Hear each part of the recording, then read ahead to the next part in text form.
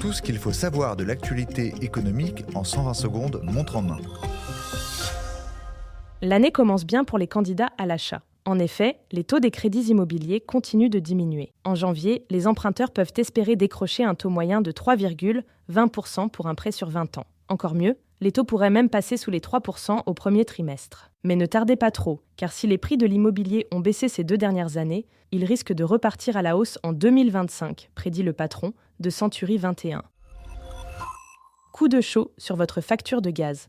La Commission de régulation de l'énergie vient de publier le prix repère du gaz pour janvier 2025. Mauvaise nouvelle, celui-ci augmente d'un peu plus de 4% par rapport au mois de décembre dernier. Petite consolation, si le prix du kilowattheure croît, le tarif de l'abonnement au gaz naturel reste stable depuis juillet 2024.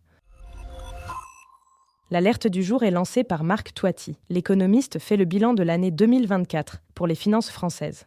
Retour de la récession, flambée de la dette publique, aggravation de la crise immobilière, instabilité politique sans précédent. Il aurait été difficile de faire pire, résume notre chroniqueur. Hélas, si 2024 a été une année foirée, 2025 pourrait être pire, prévient Marc Toiti.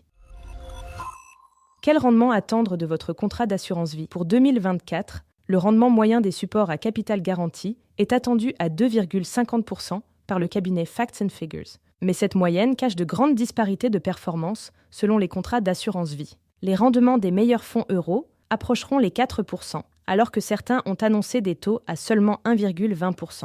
Capital vous dévoile le classement 2024 des meilleurs contrats d'assurance vie.